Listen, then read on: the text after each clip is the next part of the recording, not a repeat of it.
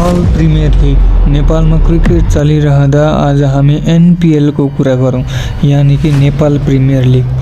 सबै एनपीएल को फ्यानहरूलाई पक्कै पनि थाहा छ नै होला।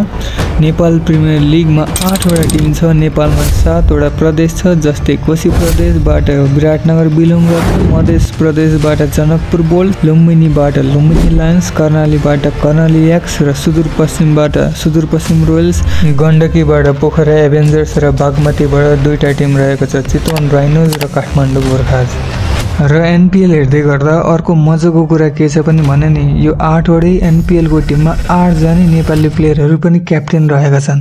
जस्तै सन्दीप लामिछाने विराटनगर किङ्सबाट, करण केसी काठमाडौँ गोर्खाजबाट, लुम्बिनीबाट नेपाल राष्ट्रिय टिमका क्याप्टेन स्वयं रोहित कुमार पौडेल, कर्णालीबाट सम्बल कामी, सुदूरपश्चिमबाट टाइगर दिपेन्द्र सिंहरी, पोखराबाट कुशल भुटेल, चितवन राइनोजबाट कुशल मल्ल र जनकपुरबाट चाहिँ क्याप्टेन्सीमा कन्सिस्टेन्सी नै देखाइरहेको छैन।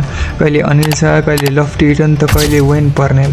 र हामी एनपीएल हेर्दै गर्दा किन पनि खुसी हुनुपर्छ भने नि, यो 8 वटै एनपीएलका टिमहरूले उत्कृष्ट मध्येका 1 विदेशी प्लेयरहरू भित्राएका छन्। जस्तै विराटनगरबाट Faf du Plessis, Martin Guptill, जनकपुरबाट वेन पर्नेल, काठमाडौँबाट जोन सिम्सन, कर्णालीबाट नजिबुल्ला जादरान, सुदूरपश्चिमबाट क्रिस्लिन, पोखराबाट जिमी नेसम, जेसन रोय, लुम्बिनीबाट गुलबदी नैब, चितवन राइनोजबाट डेभिड मलान, रवि बोपरा जस्ता उत्कृष्ट प्लेयरहरू भित्राएका छन्। लगभग उनीहरूले त सबै विश्वभरिका लिगहरू खेलिसकेका छन्, जस्तै आइपीएल, सीपीएल, बीबीएल, पीएसएल सबै खेलिसकेका छन्। एनपीएल सिजन 2 मा यस्तै चर्चा पाएका प्लेयरहरूले राख्दा कसैले एकदमै राम्रो प्रदर्शन गर्न सफल भए त कसैले खराब प्रदर्शन गरे। चितवन राइनोजबाट डेभिड मलानको इक्जाम्पल दियो। उनीले 7 वटा म्याचमा 2टा डकआउट भए, एउटा मात्र हाफ सेन्चुरी हान्न सफल भए।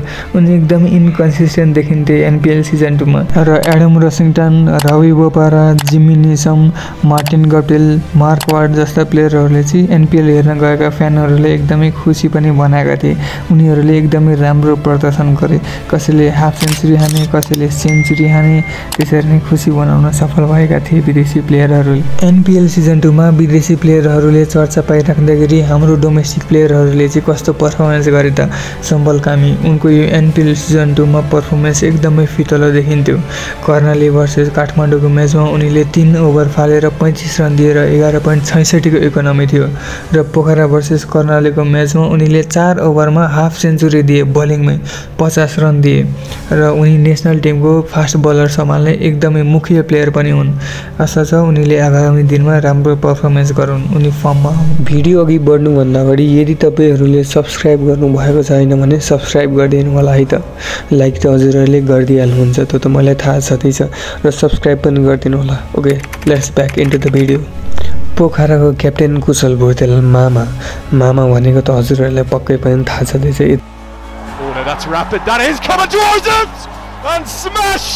मामाको पनि एनपीएलको पर्फर्मेन्स भने चाहिँ सम्झना लायक भने पक्कै पनि रहेन।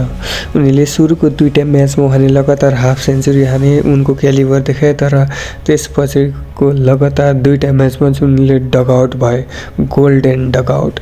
त्यसै गरी सन्दीप जोरा, द मिस्टर हङकङ सिक्सेस, जोराले हङकङको सिरिजमा ओपनिङमा ल्याउँदाखेरि उनीले पनि राम्रो पर्फर्मेन्स गरेका थिए, छक्का हानेर हाफ सेन्चुरी हानेका थिए।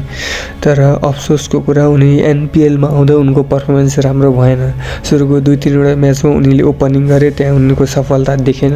त्यस पछाडि उनी फिनिसिङमा आए, फिनिसिङमा पनि उसको म्याच चाहिँ फितलो नै देखियो। अब कुरा गरौँ कुशल मल्ल, चितवनको क्याप्टेन, द पावर हिट। उनको नि एनपीएलको पर्फर्मेन्स त पक्कै पनि भने राम्रो देखिएन।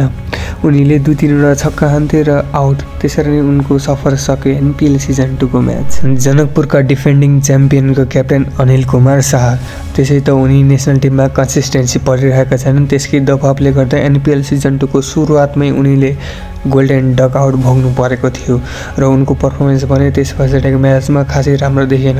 हुन त उनीले 62 को इनिङ पनि खेले बिचको म्याचमा, तर त्यस पछाडिको म्याचमा उनको फेरि फितलो देखिन्थ्यो। क्याप्टेन्सीमा चेन्ज पनि भयो, क्याप्टेन्सीमा चेन्ज हुँदा पनि उनको भने पर्फर्मेन्स राम्रो देखिएन। अब आउँदो वर्ल्ड कपमा केटाहरूले राम्रै पर्फर्मेन्स गरून् भनेर हामीले आशा राखौँ, हेरौँ के हुन्छ है त। ल सब्सक्राइब गरिदिनु होला। बाई बाई आजको।